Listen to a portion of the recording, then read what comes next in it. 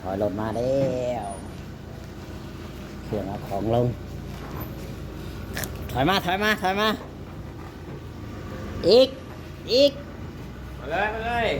อีกมาไปจอดไหนน่ะว่าจะถอยเข้ามาอีกกระบอกเขาอีกบอกเอาเลย ได้แล้ว เขาอีกก็ได้หรอกหรือว่านั่นนะ พอแล้วได้แล้ว หมดแล้ว พอเฮ็ดเปิด เอามาบัดมาไปทุกคนจับต้อง ตั้งกล้องไว้คนน้ำกันเบัดหมูนี่ละหรือ ไป หรือว่าใดช่วยกัน กันคนละไม่เลย ให้มันแล้วทีมงานเราก็ช่วยเต็มที่เนาะ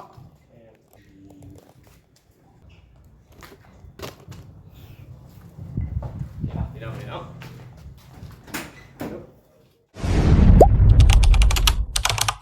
อย่าลืมกดติดตามเพื่อเป็นกำลังใจให้ผมด้วยนะครับทุกคนขอบคุณมากๆครับ แม่บอก เปิดภาพขึ้นกันตอนนี้เฮาก็มาฮอดจอดถึงเป็นที่เรียบร้อยแล้วบอนนัดหมายห้องก็สะอาดดีกว้างขวางมันอยู่บนเสากับเหมาะสมกับการทำค่าการขายอะไรเฮ็ดลูกปิ้นเฮ็ดลูกชิ้นฮอนดอกขายเนาะเป็นหยังต่างๆคือว่า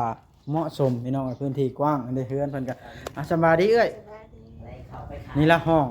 มีแต่ว่ารถนะเขาจอดอยู่หน้าบ้านพุ่นมีแต่ว่าค่อยสิไปโค้งเอารถก่อนเด้อเอามาจอยมาสัมภาษณ์ฮะค่อยสิไปเอารถแล้วรถมาล่ะเอากล้องค่อยจี้ใส่ค่อยเด้อค่อยสิไปโค้งไปเอารถก่อนเด้อพ่อแพทย์เด้อเอามาสัมภาษณ์ฮะ ไปจี้แล้วนี่ไงนั่นแหละแล้วก็เอาหมาขับไปเก็บก้อนแล้วป่ะบัดเจ้าโบอยูนี่ได้ฉันเจ้าโบอยูก็ต้องพาป้าไว้นี่บ่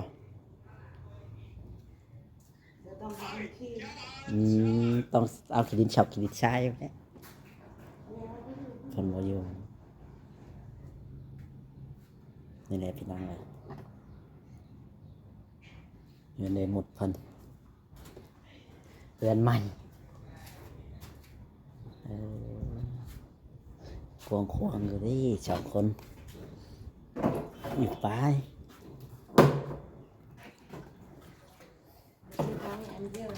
เห็นมีทางให้แอนเดิน เดี๋ยวนี้เจ้าวันมีวัชถังจะมา มีทางไหน ถ้าเด็กก็ชอบแต่ใช้ยาของเขาเลย ว่าสิแตกเอาสาร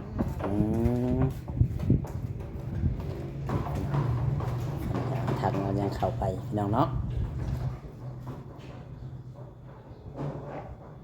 นี่แหละพี่น้องเอ้ยทางเอ้ยมุดคนได้มาอยู่ห้องเสาแล้วพี่น้องก็ดีใจน้ำพัน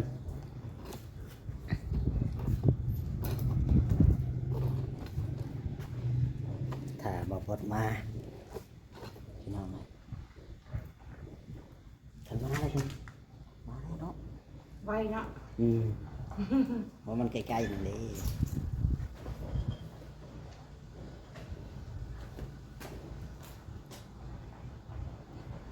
โอเคน้องเนาะทางบอสเอามาเรียบร้อยน้องเลยเนาะ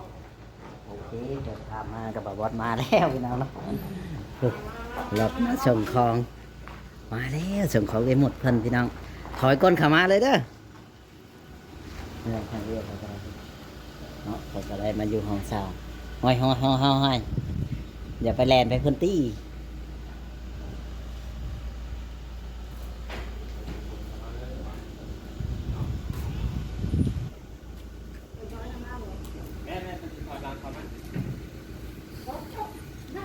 ต้องห่วงบอกว่ามีกล้อง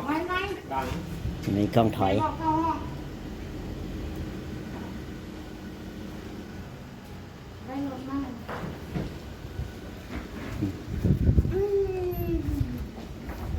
ได้มาอยู่บ้านใหม่แล้วก็ดีใจ ช่วงนี้เขตนี่ก็คือเอ้ยเพิ่นเคยอยู่พี่น้องเนาะ แมนบอลเพิ่นเคยอยู่เคยเศร้าเมื่อก่อนนั่นแหละพี่น้อง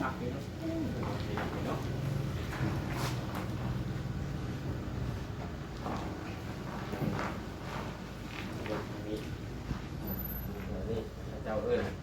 คุ้มพกบ่เลย ยังไม่ได้ทำเลยพ่อหนูคุณเลย เรายังบ่ฮู้ยังให้กับเต่าบ่ได้ มาต่อมา เนี่ยพี่น้อง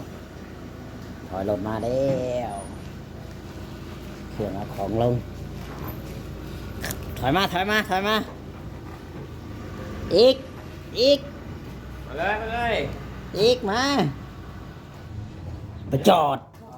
ไหนน่ะ พอแล้ว ว่าจะถอยเข้ามาอีกกระบอก เอาเข้าอีกบอก เอาเลย ได้แล้ว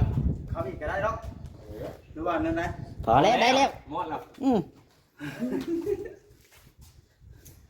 พอเฮ็ดเปิด เอามาวัด ฮะ มาไปคนจับ ตั้ง ต้อง ตั้งกล้องไว้คนน้ำกันเบัดหมูนี่ละหรือ ไปไป หรือว่าใดช่วยกัน ไปกันคนละไม้เลย ให้มันแล้วทีมงานเราก็ช่วยเต็มที่เนาะ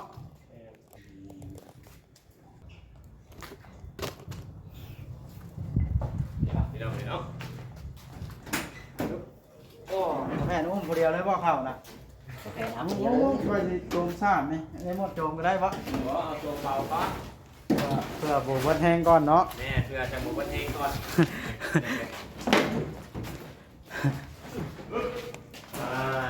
เรียบร้อยเดี๋ยวเลยตั้งมือใหม่ก่อน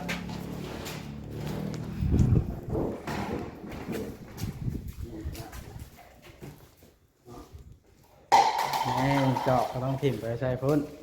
โอ้คักหลายอ้าวฮะอันนี้แม่เอาเข้านะ วัดด้วยวัด บไดย้อนจากนี้เนาะ แม่ ย้อนดิ เอาจ่อยขึ้นน้ำได้ป่ะจ่อยกันได้ มาก่อยเอาเองชาตัวนี้ ตั้งขึ้นน้ำกันโอ้จ่อย ตั้งมักนำกันแห้งเนาะ แม่ เห็นลงจะสิลงนำกัน ลงน้ำกันดิ เอาสลับ จ่อย เอาไปเดี๋ยวเข้าที่คนทึกเด้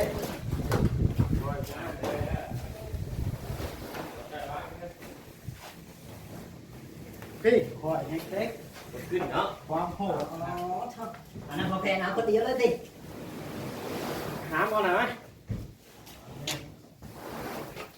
ขโมยเขาเราเดียวมั้ง สองคนแต่เจ้าเนาะ แม่ โบโหด ไปก็ มีไก่เนาะ ความโบโหดอ่ะนะสองคน โอ้โหวะ อ้าวได้ยังมาผ่าอันนะ แม่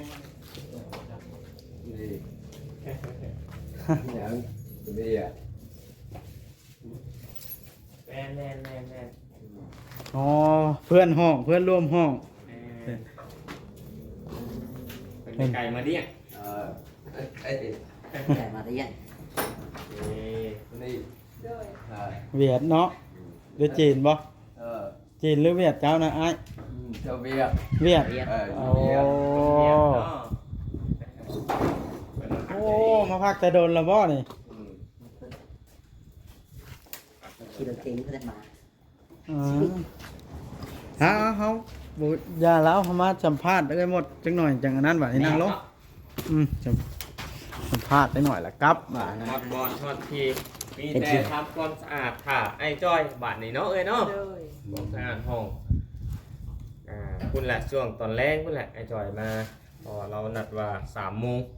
เพื่อมาฮอดกับ4 โมง 5 โมงแล้วเนาะ ด้วย ทำมาฮอดพี่น้องเนาะ ป้าตกถือว่าพักห้องนี่เนาะจะแบบใดบ่านี่สู้ไป แม่น เริ่มจากทุนล้านหนึงต่อไปในสี่อัน เป็น2 ต่อ ล้าน ต่อยอดได้ชำใดเนาะ เป็น2 ล้าน 3 ล้าน หรือว่า4มดละกะ ว่าไปเนาะ ถ้าเบิ่งน้ำกันเนาะ เบิ่งนำกันพี่น้อง เอาไปสิติดตามเบิ่งอยู่ให้ FC เพิ่นเบิ่ง 1 ล้านกีบ แม่น ใครวางใจแล้วบ่ออกมาวิทย์บาดนะ บานใจแล้วสบายใจขึ้น สบายใจขึ้นเนาะ โล่งหมดทุกอย่างเลยเนาะเออ มาจุดที่แบบมันโล่งใจแบบว่าบ่มีความคิดอีหยังว่าสิไปกวนลูกเต้าอีกต่อไปนะ เจ้า ก็คืออยู่เจโน่นี่ก็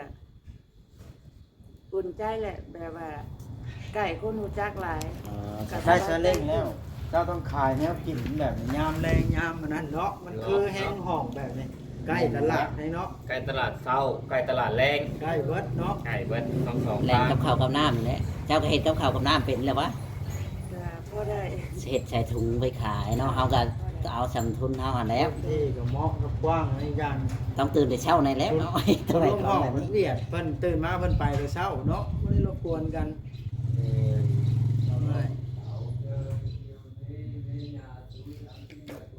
ง่ายเลยเนาะ เนี่ย แค่พื้นที่ก็ เจ้ามีแต่ว่าสามไอ้จ้อยมาเจ้าไปโย เบ น อร์สี่ได้นี่ห้องเรานี่ เนี่ยนะ เฮ้ยนี่เบอร์สามเบอร์สี่ อยู่น้ำเจทาเด้ ไอ้จ้อยเพิ่นก็เห็นน้ำกันละห้องเนาะ โดย เพิ่นเห็นแล้วเรา อ๋อ เพิ่ ตะ น กี้ จัดเนาะทางมา ตะกี้อยู่พุ่นบ่อ๋อแล้วพันมาให้อยู่พี่ อยู่วงเก่าที่เคยหมดเคยอยู่นะมันเต็ม อ๋อ อยู่นี่นะเหมาะเพราะว่ามันกว้างพื้นที่แล้วนะนั่นน่ะ ด้วยมาเฮา อยู่กับกว่า แม่นะ บัวถ้าว่าเจ้ามาแบบว่าพักแถวนี้หรือหาเฮ็ดเวียกแถวนี้ก็หลายได้ค่อยว่าเวียกกันน่ะสิมีหลายอยู่ ก็อาจจะค่อยๆหาไปเนาะ แม่ ผักใจก่อนผักแบบว่า จากมือสองมือเนาะ แม่น อยู่เมืองใครกว่าอยู่ป่าน่ะมาลองเบิ่งเนาะ หนึ่งแม่เอื้อยก็เคยอยู่แต่ในเมืองเนาะไปอยู่นั่นนั่นก็เสาใจอยู่ เออ หนึ่งมาเพราะว่า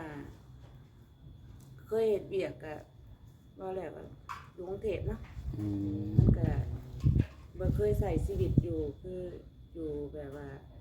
ก็บ่จ่อยว่าแล้ว อืม โดยโดยโดย คือว่าสู่ที่สุดแล้วแบบว่าตัดอ้อยกลมัน สู่ไปน้ำกันเนาะ สู่ทางอดทนเนาะ ก็คือแบบว่าทุกอย่างเนาะ โดย เพื่อว่าเฮาอยากสร้างครอบครัวเนาะ นี่ให้ชีวิต ก็คือ เขา ว่าสู่สุดๆกับลูกกับเต่าก็สู่มาสุดๆแล้ว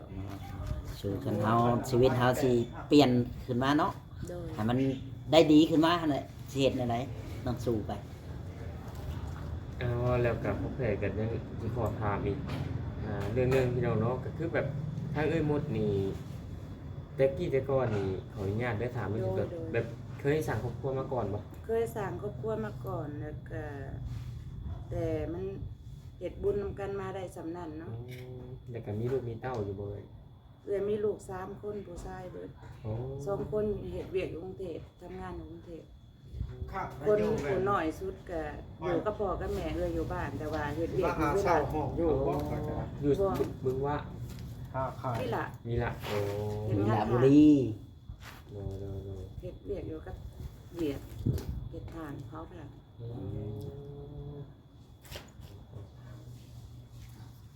แล้วมาพบมาพอกันกับไอ้จอยเนาะ ก็คืออยากสร้างครอบครัวใหม่ โด ก็คือบ่อยากวุ่นวายกับพ่อกับแม่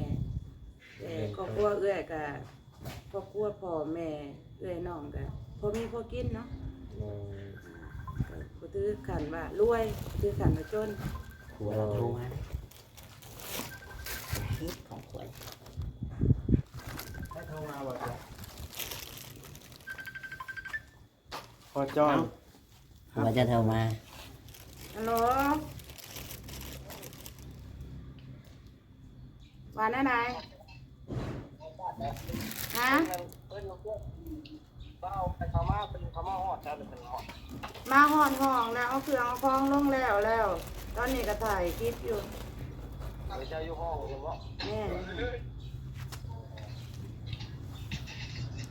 ่ แล้วเหรอบ่ แล้วบ่รถน่ะกำลังประมาณจักชั่วโมงตอนนี้จักโมงบ่ายโมงครึ่งแล้วนี่ประมาณ2 โมงนี่แหละประมาณ2 โมง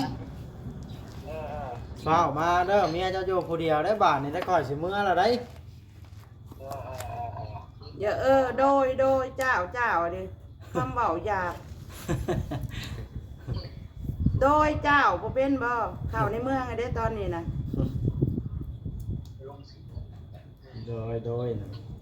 ติดต่อเบิ่งบ้าวแล้วเพิ่นเข้ามาบ้าวนี่เลี้ยงเขามาจักเพิ่นฮอดใช้อะไรอยู่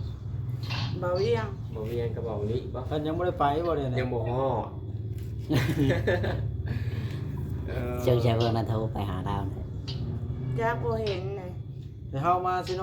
ยังไก่ยัง มีบ่าวบอสมีบ่าวจอดแล้วก็มี บ่าวแพทย์ บ่าวแพทย์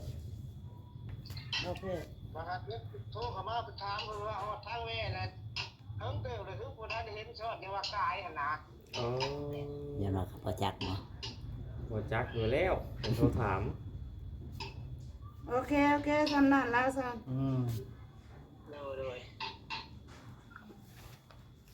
พอจอยเพิ่นโทรมาบอก แม่นผัวเราโทรมาหา มีแต่ว่าอันนั้นเด้อบาดนี่เจ้าอยู่ผู้เดียวได้บ่ถ้าค่อยสิกลับได้ ได้โดย ถ้าสัมภาษณ์ท่าจังหน่อยค่อยจบคลิปกันเด้อพ่อลูกแพะ โดย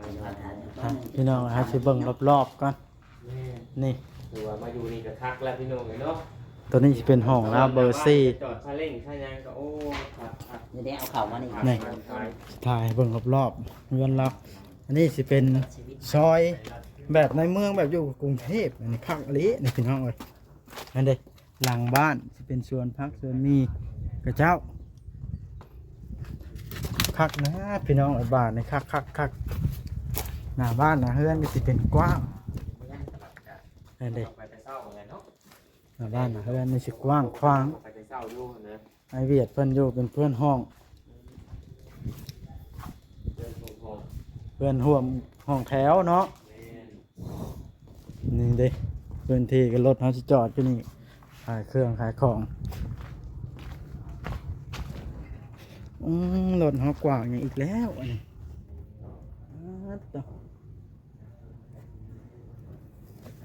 เที่ยแต่กว้างอยู่หันบ่ซะ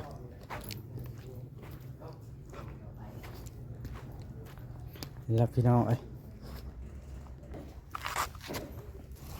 นะพี่น้องทางบอกว่าจะสิได้ว้าวเนี่ยนิดหน่อยพี่น้องจบคลิปก่อนบ่ายซอยเรือเพิ่นเฮาซอยเท่าที่เฮาซอยได้พี่น้องเอ้ยเนาะคือรถรางเฮาพามาซอยเท่าที่เฮาซอยได้นี่แหละพี่น้องเอ้ยเป็นน้ำมันเฮาเติมเองการซอยคนมีรถใหญ่แฮงขับชอบใหญ่พี่น้องเอ้ยเติมน้ำมันกับกันสิพอหมู่ขอทีมงานซอยกับบ่เป็นพี่น้องเอ้ยนี่อาสาซอยเองเลยเด้แต่ว่าผู้เบิดร้ายกับเฮาน้ำมันเฮารถเฮาแบบนี้นะเฮาสิขอหมู่มาเติมซอยกันได้แบบบ่เป็นหมู่ก็รถจักรหมู่ไปหั้นนะยามนี้พี่น้องเอ้ยเฮาได้ซอยคนเสร็จภารกิจเฮาแล้วพี่น้องเอ้ยมาส่งฮอดจุดหมายปลายทางมีแต่ว่ามีหยังเถื่อ FC อยากช่วยเพิ่นในด้านใดเฮาก็ยินดีเป็นสะพานบุญให้เพิ่นอีกเนาะในเมื่อเฮาเต้นเฮาแล่นช่วยจนปานนี้แล้วนะสมมุติว่า FC เพิ่นอยากช่วยนั่นช่วยนี่ FC ผู้รักผู้ใหญ่สิช่วยผู้ให้ผู้อื่นเนาะเป็นสะพานบุญผู้บ่เต้นบ่แล่นว่าง่ายๆก็ผู้บ่ได้แล่นนำเคสนี้แต่เริ่มต้น เราเป็นเจ้าของเคสวางงานเจ้าของเคสแล้วเราแลนแต่เริ่มต้นเนาะบ่ได้หน้าได้ตาแล้วบ้านผู้อื่นมาเป็นสะพานบุญสมมติมีผู้ใหญ่เป็นเข่านะเฮาก็จะถ่ายมาถ่ายแล้วบ้านพี่น้องเอ้ยในเมื่อมาถ่ายแล้วก็บ่มีผู้ให้เฮาเป็นสะพานบุญถ้าสมมติว่ามีผู้ชดชอยแล้วบ่มีผู้ชดชอยก็แล้วแต่บุญของเพิ่นเด้เนาะพี่น้องเราก็บ่จักความสิเฮ็ดแหละเด้เอ้าบายในคลิปนี้ก็สิได้จบเพียงส่ำนี้ละเนาะมีแต่ทางเฮาก็สิได้กลับบ้านส่งของเฮาพอจ้อยเดี๋ยวเพิ่นติดชาเล้งเดี๋ยวเพิ่นสิมาเพิ่นว่ายังอีกประมาณ2 โมงสิแล้วเพิ่นว่าเดี๋ยวตอนนี้ก็บ่ายโมงพี่น้องเอ้ยเนาะโอเคบายในคลิปนี้ก็จบส่ำนี้แล้วสิไปบอกเลยหมดก่อนสิกลับแล้วบายพี่น้องเอ้ยซอยเข้ามาก็แคบเด้ซอยเข้ามาก็ได้แต่ว่าออกไปจะเป็นถนนใหญ่เลยเพราะว่าทางเข้าห้องไม่ใช่อันนี้ฮะเนาะ